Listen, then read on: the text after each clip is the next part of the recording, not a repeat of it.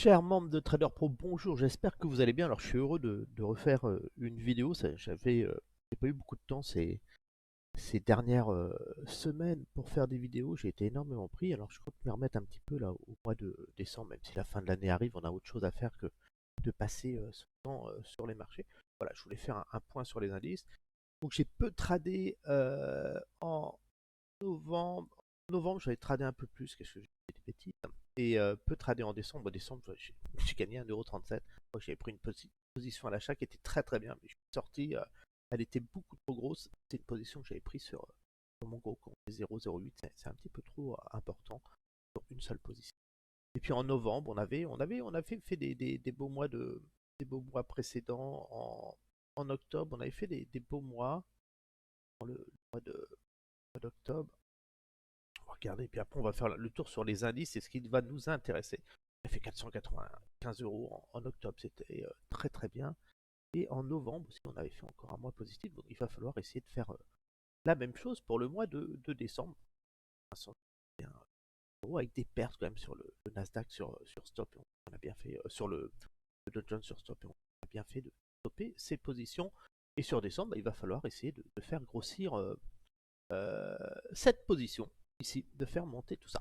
Bon voilà, on va regarder un petit peu les indices, on va faire le tour aussi sur les GAFAM et voir un petit peu ce qui se passe euh, dans le monde. Alors toujours une situation extrêmement délicate hein, sur les marchés financiers. Pourquoi? Tout simplement, on voit que les marchés sont en pleine euphorie haussière, en pleine bulle. Hein, c'est une bulle, hein, ne rêvons pas quand on voit les indices, l'US 2000, les petites capitalisations des valeurs, des coquilles vides qu'on appelle ça qui prennent des 100, des 200%. Voilà, c'est toujours un signe de folie un petit peu sur le marché. Mais voilà, les marchés montent. C'est comme ça, il faut en profiter, savoir comment se positionner dessus. Sur le plan géopolitique, vous suivez tous l'actualité, je vous dis pas, la France n'a plus de gouvernement, on a la Syrie actuellement, Bachar al-Assad qui est en grande difficulté, on a l'Israël avec le Liban, l'Iran, on a l'Ukraine avec la Russie, on a des tensions politiques aussi en Corée du Sud, on a une guerre commerciale entre les États-Unis et la Chine, enfin rien ne va mal dans le monde, tout est catastrophique, les guerres se multiplient, les tensions à leur maximum. Euh, et voilà, c'est inquiétant. Pourtant, le marché ne s'inquiète pas. On se pose la question d'ailleurs, est-ce que le marché action n'est pas devenu une valeur refuge un petit peu? On a vu que l'or, les gens se réfugiaient sur l'or en craignant une apocalypse mondiale. Sur le Bitcoin et sur les marchés actions. Ils ont peur, en fin de compte, d'avoir euh, de, euh, de la devise, quelle que soit la devise, que ce soit le yen, le dollar, l'euro, tout le monde a peur de posséder de la devise. Les gens préfèrent de l'or, du bitcoin, voire des actions qui représentent une part d'une entreprise, une propriété en fin de compte. C'est beaucoup plus sûr que d'avoir des bouts de papier imprimés. Donc voilà, c'est pour ça qu'on est vraiment dans cette course. Alors, qu'est-ce qui va se passer euh, prochainement? Je pense que pour la fin de l'année, tant que Trump ne va pas être au pouvoir, le marché va rester résilient. Bah, on aura peut-être une correction avant la fin de l'année, une reprise euh, pour la fin de l'année, une consolidation, je ne sais pas encore. Pour l'instant, on reste haussier. Ce qui est certain, c'est que je ne m'attends pas à des miracles politiques de Trump vu son gouvernement. Voilà, les marchés, la bulle va continuer de gonfler à court terme. Et les signaux qu'il faut surveiller pour déterminer l'éclatement de cette bulle, parce qu'on aura un éclatement de cette bulle, une phase de récession à venir qui risque de faire chuter les marchés de 30 à 40%, voire même 50% pour les indices les plus fragiles. Bah, bien sûr, ce sera tout simplement quand on aura une hausse du chômage et un ralentissement de la consommation des ménages. Voilà. Donc on va regarder un petit peu les zones. Donc là, pour l'instant, on va maintenir une pression à l'achat, mais pas à l'achat sur des records historiques. On va chercher à se positionner sur des niveaux stratégiques de repli court terme. On est sur l'Eurostock 50, on voit qu'on a cette dynamique haussière ici. On a eu une grosse vague ici, un nouveau mouvement. Voilà, sur le long terme, la meilleure zone d'achat, on fait une analyse sur le mensuel et on va descendre en tendance sur des indices plus courts, ceux qui vous nous intéressent. Pour l'instant, pour moi, si je devais revenir à l'achat sur l'Eurostock 50, ce serait sous les 4550 points. Dans cette zone, on voit qu'elle a été touchée, mais on peine à atteindre cette zone de liquidité. On est dans une phase de consolidation. La cible, c'est cette zone-là, une zone qui serait très intéressante. pour déboucler ces positions et puis en cas d'opportunité revenir dans cette zone. Ce serait intéressant aussi à l'achat ici. On ne rentre pas dans cette lessiveuse, c'est un coup à souffrir. Le DAX, toujours dans cette force poussée haussière, on est dans la 5e vague, hein. Dans la 3e vague, je veux dire, sur le DAX, on a eu ce mouvement impulsif ici, et puis là on est en train de générer des vagues d'Elliott extrêmement intéressantes qui passent, on n'a pas de signaux de vente, hein, sur le DAX. Voilà, ça vous indique que vous arrivez quand même sur une fin de tendance, vous arrivez dans une zone de liquidité. Regardez ce niveau que j'ai noté ici, c'est un niveau où je n'hésiterai pas à vendre le marché même sans signaux de vente sur l'indice pour l'instant. Je le surveille. On est en train de former une vague de Wolf qui est déjà connue, hein, puisque la vague de Wolf passe entre le point 1 et le point 4. Donc vous avez de grandes chances de revenir tester cette droite, même sur mon terme, de revenir tester cette droite qui passe entre le point 1 et le point 4. On n'y est pas encore. Donc voilà, pour moi on est dans la dernière vague. La question, est-ce que la dernière vague va s'arrêter ici ou pas? Va pousser. On va s'arrêter dans cette zone-là, donc la fin de l'année, ça va s'accrocher. Voilà, c'est plus un niveau. On est dans le dernier mouvement impulsif haussier de cette structure baissière qui risque derrière de générer en 2025, bien sûr, un mouvement correctif en vague ABC. Il faut être extrêmement prudent. On n'est pas sur des niveaux d'achat sur le DAX actuellement. D'ailleurs, je vais modifier cette stratégie. Je vais garder ce niveau, ce seuil qui a été atteint ici, hein, le seuil d'achat, pour déterminer maintenant la prochaine zone de support, qui va être tout simplement, voilà, puisqu'on a atteint ce potentiel ici, on a cette zone d'achat, le potentiel passe sur le niveau supérieur. Maintenant on passe dans ma zone d'achat, passe ici, donc ça veut dire qu'on resterait aussi long terme tant qu'on n'aura pas cassé les 17 825 points, ce niveau là, et surtout les 17 100 points le plus bas, et ça me donne un nouvel objectif ici, surveiller ce point là, qui correspond comme par hasard, regardez, à cette droite de tendance était placé. En gros, c'est un mouvement stratégique aussi, hein, que j'ai certainement. On a eu des mouvements impulsifs, hein, sur l'indice.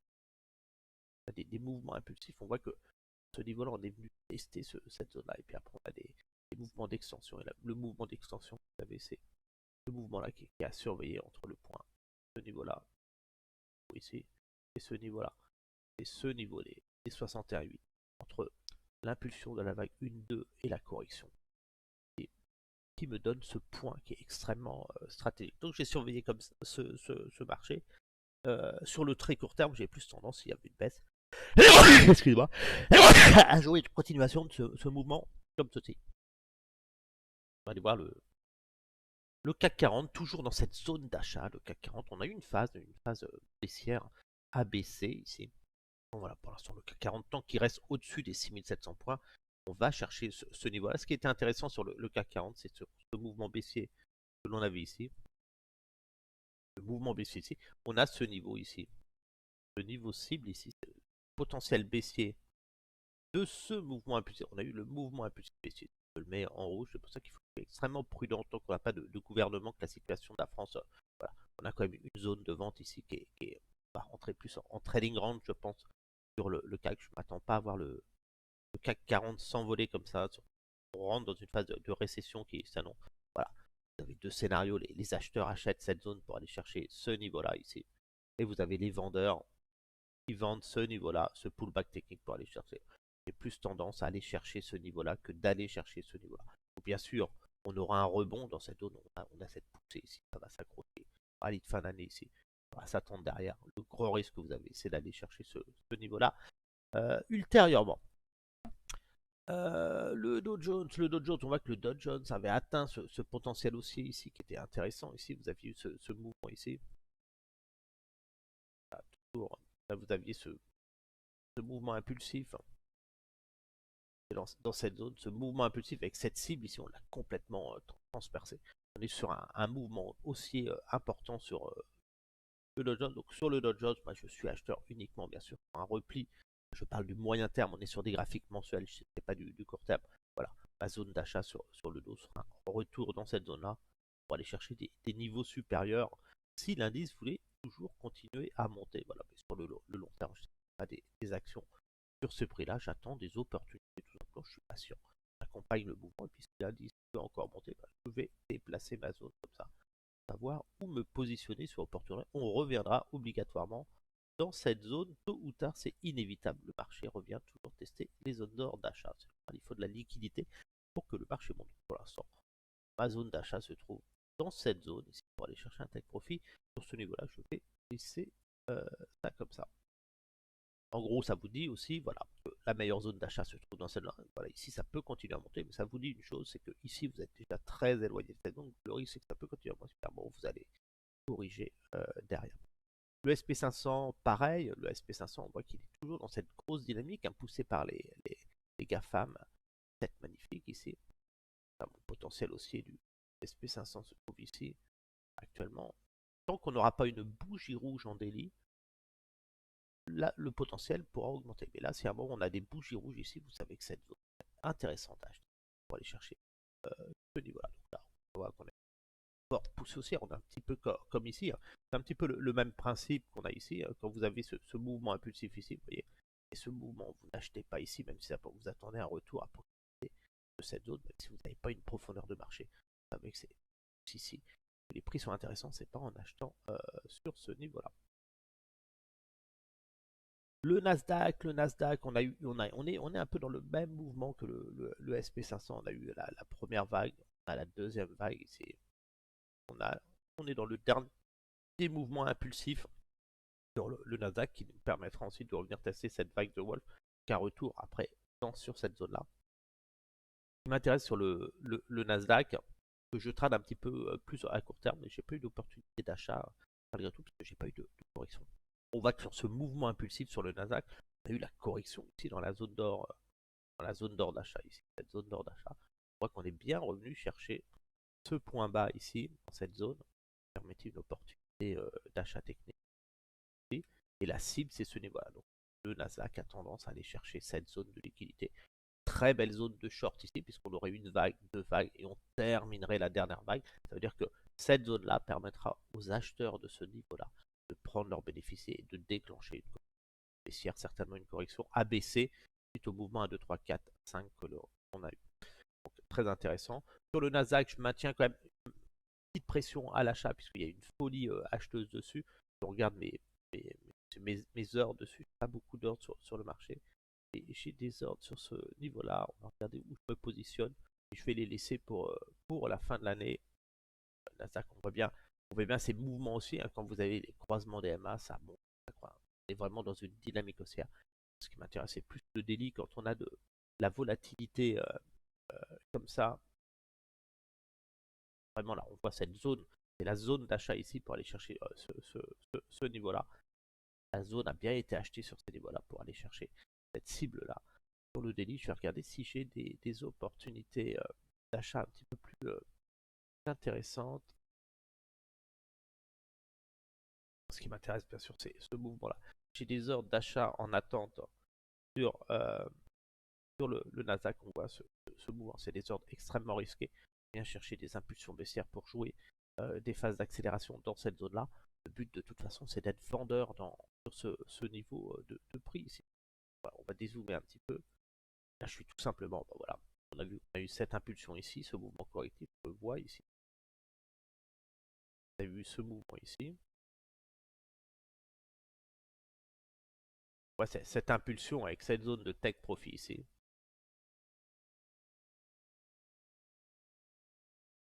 On est dans une tendance haussière, on le voit, on est au-dessus des MA et des SMA. Regardez, mais forte tendance, on est très éloigné des moyennes mobiles SMA 200 jours. Donc qu'est-ce qui s'est passé? On a ce mouvement, je rappelle qu'on n'achète jamais dans cette zone-là, on achète toujours un repli, c'est là qu'on se place pour aller chercher des take profits. Et donc il y a eu des take profits de fait sur l'indice. On est venu chercher la buy side liquidité au-dessus de ce niveau-là. On vient liquider les stops des vendeurs.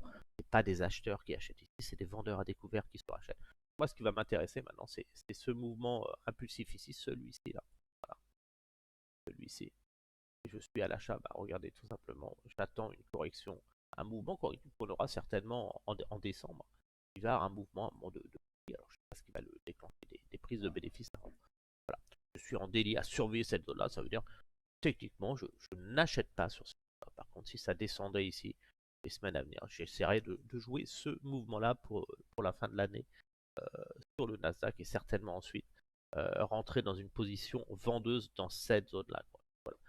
plus en train de travailler l'indice, ce type de mouvement avec ici un gros sell-off que je ferai certainement de l'indice. C'est plus les GAFAM qui vont me permettre de terminer ça. Donc voilà, pour l'instant j'ai que ces positions en attente, hein. Je n'ai rien fait pour l'instant, je vais surveiller ça, j'ajusterai peut-être les positions dans les jours. Donc, moi, je suis assez agressif sur ces positions, j'ai 8 positions. Pourquoi j'ai 8 positions? Rallye de fin d'année, on sent que le marché est très haussier. Je ne pense pas que le marché va se retourner comme ça sans une hausse du chômage à court terme. Mais on aura de toute façon un rebond dans cette zone d'achat. Je ne vois pas une pénétration inférieure au niveau des 100% sur l'indice. Je suis quasiment sûr d'avoir un mouvement de reprise qui me permettra de capter des gains et de mettre des stop wins. La dynamique est tellement puissante sur l'indice. L'US 2000, l'US 2000, l'US 2000, pareil, on voit l'US 2000, on est dans ce mouvement impulsif. Ici, on a cette zone d'achat, on vient chercher voilà, la buy side. Les acheteurs, j'accompagne sur la zone d'achat se trouve ici pour aller chercher ce voilà. Plus cassant, zone d'achat ici, on voit que ça a du mal à aller chercher cette zone. Les acheteurs de cette zone là pour aller chercher cette zone supérieure. L'indice italien, on voit qu'on a eu ce mouvement impulsif ici, on a eu le repli ici. On cherche à aller chercher, donc on est en phase de consolidation, la cible c'est ici, vous voyez. Chez mes alertes d'ailleurs sur tous les indices au niveau de cette zone là. L'indice espagnol ici, bon, mon alerte de prix, c'est ces alertes de prix, en fin de compte, c'est les niveaux où j'ai tendance à engager des ventes du marché à moindre risque. Des niveaux qui m'alertent, qui me disent bon voilà, on a fait déjà une belle performance. Les allègements sur les positions sont évidents. Voilà, acheteur de ce niveau-là pour aller chercher ces niveaux supérieurs. L'indice net 25 en phase de correction, on est certainement en train de faire le bon A, B, C. Encore parce qu'on peut d'avoir un retour pour aller chercher ensuite cette zone-là. L'indice Nikkei, très difficile. L'indice Nikkei, très difficile, puisqu'on est quand même dans une zone. On a frôlé la correctionnelle, on a frôlé la cassure de niveau de 100% qui a généré un gros rebond. On voit ici qu'on est en train de bloquer dans une zone d'or de vente qui est extrêmement délicate. Cette zone ici. On voit que l'indice est bloqué dans cette zone.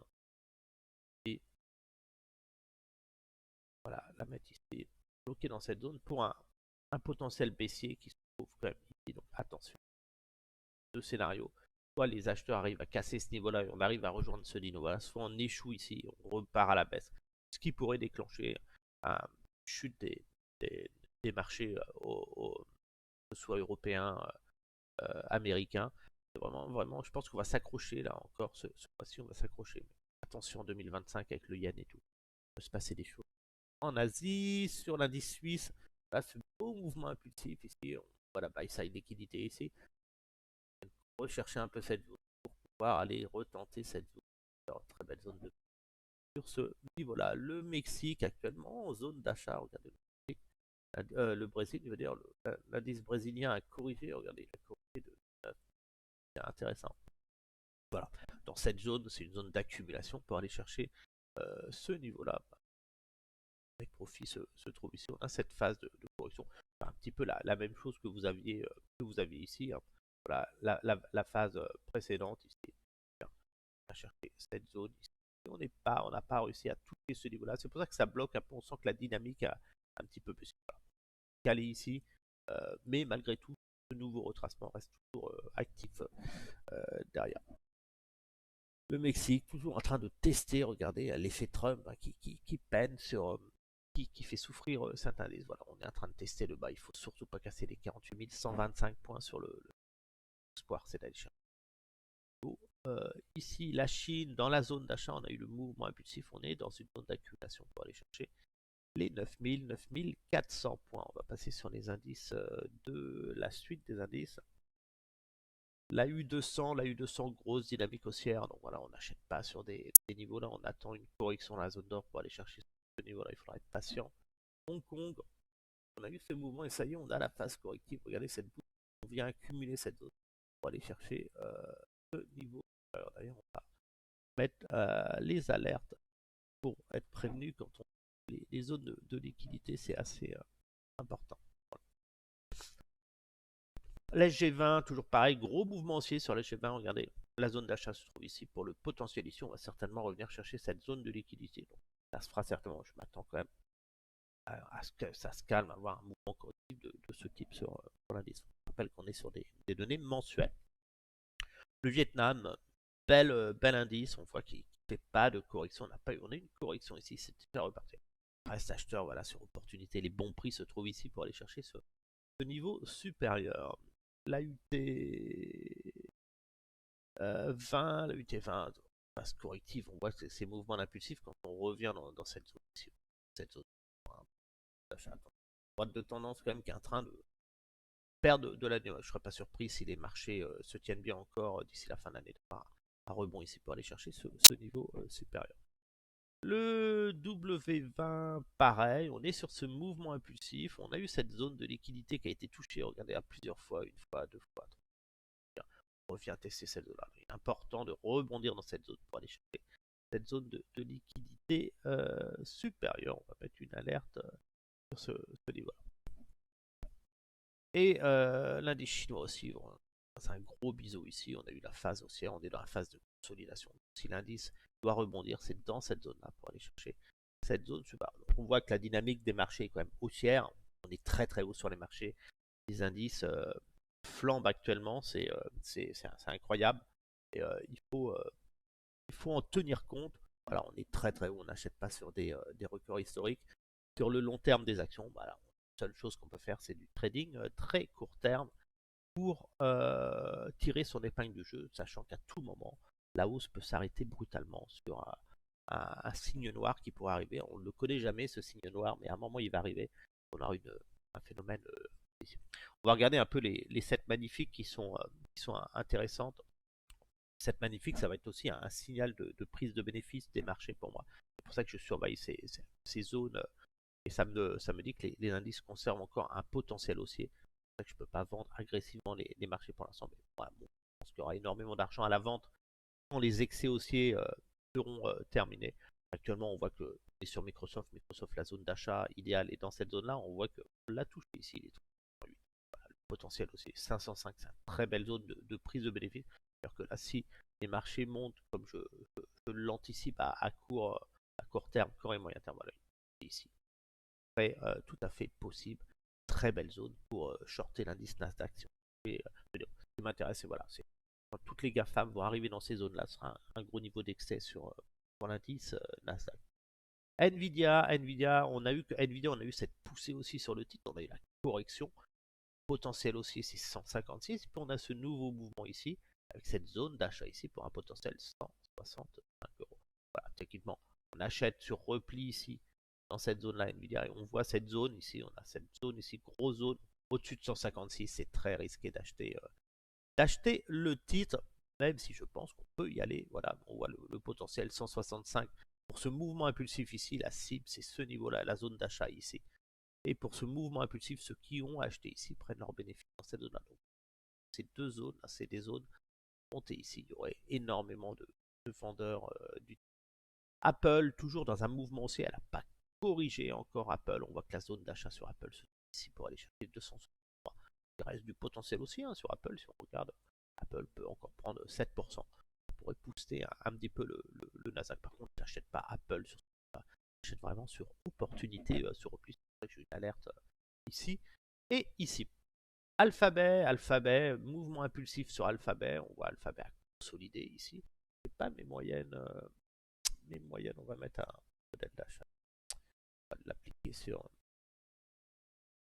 tous les graphiques. Voilà. On voit que la dynamique haussière sur échelle logarithmique.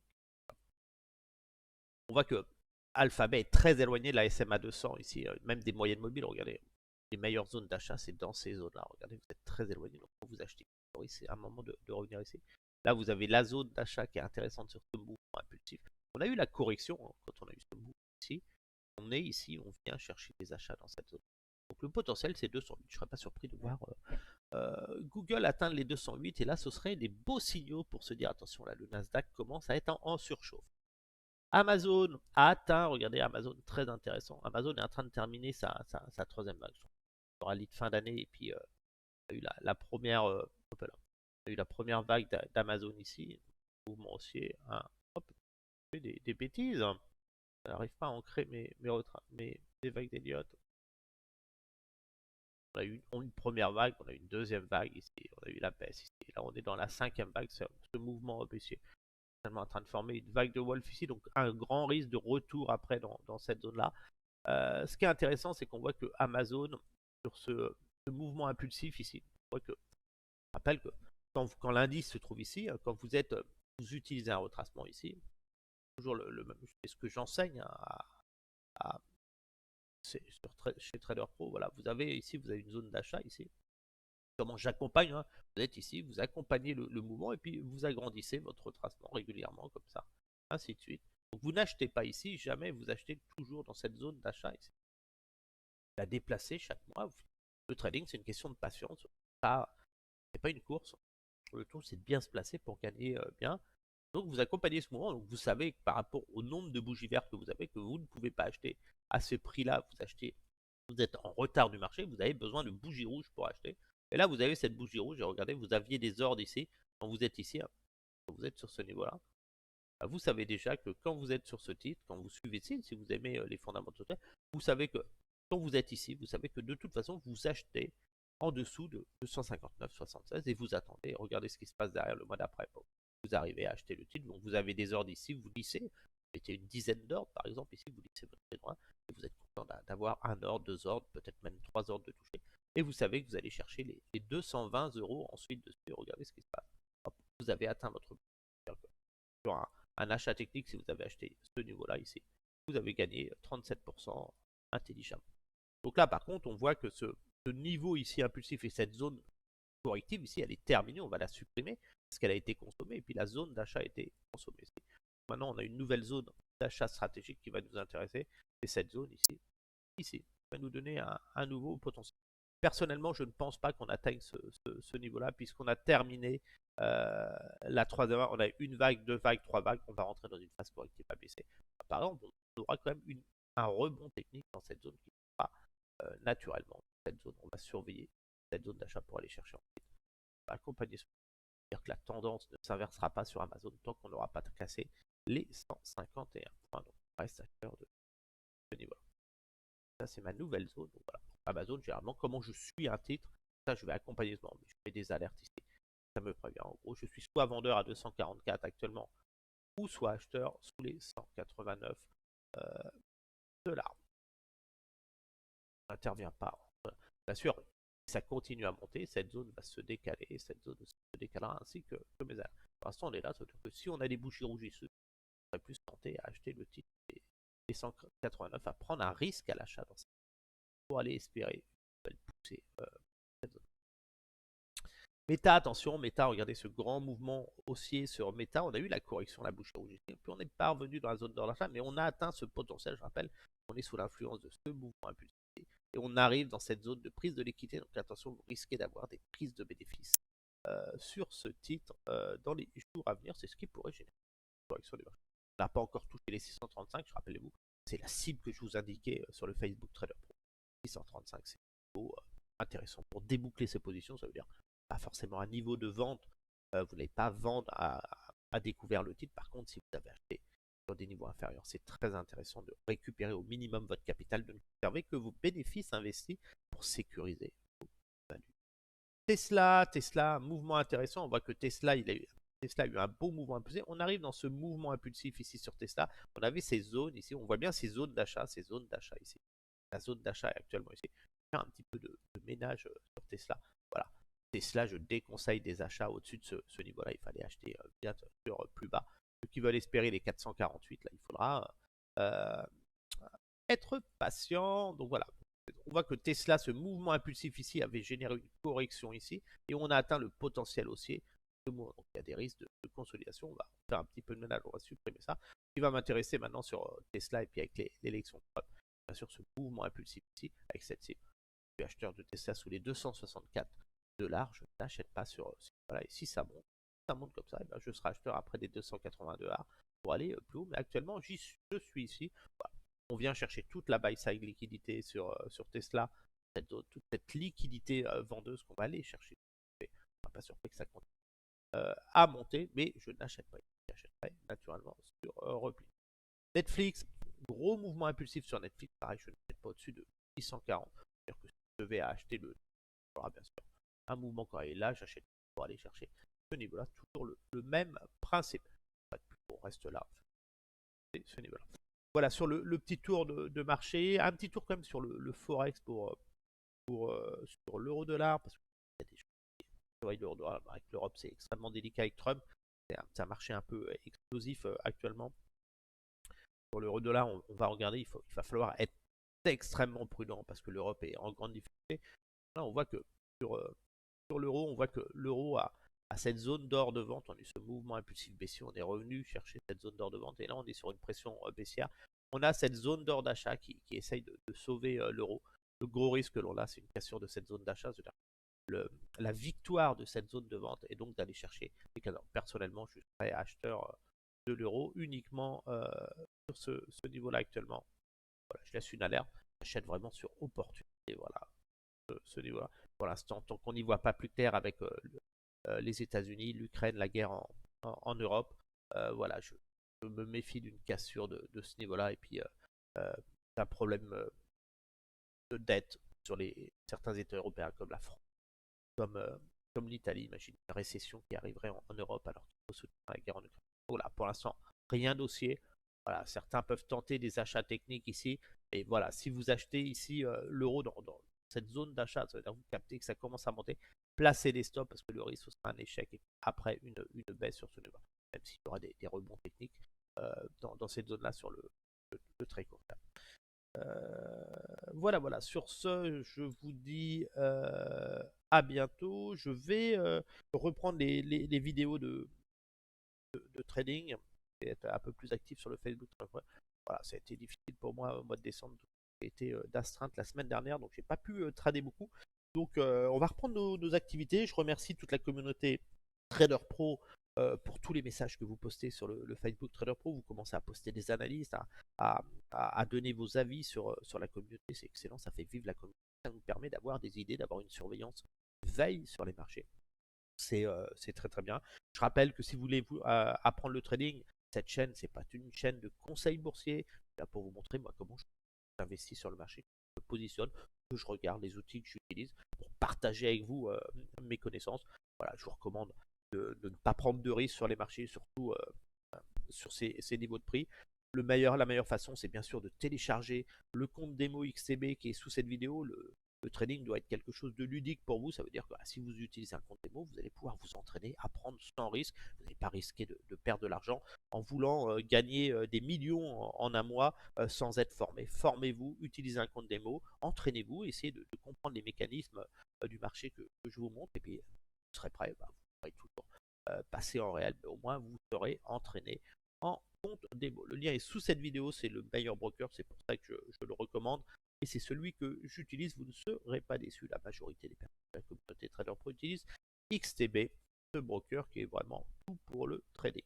Sur ce, je vous souhaite à tous une excellente journée, un bon dimanche, et je vous dis à la semaine prochaine pour reprendre des activités de trading. Je ferai certainement un trading live aussi pour essayer de gagner un petit peu de sous en décembre sans vouloir prendre des risques en cette fin d'année. Sur ce, à bientôt.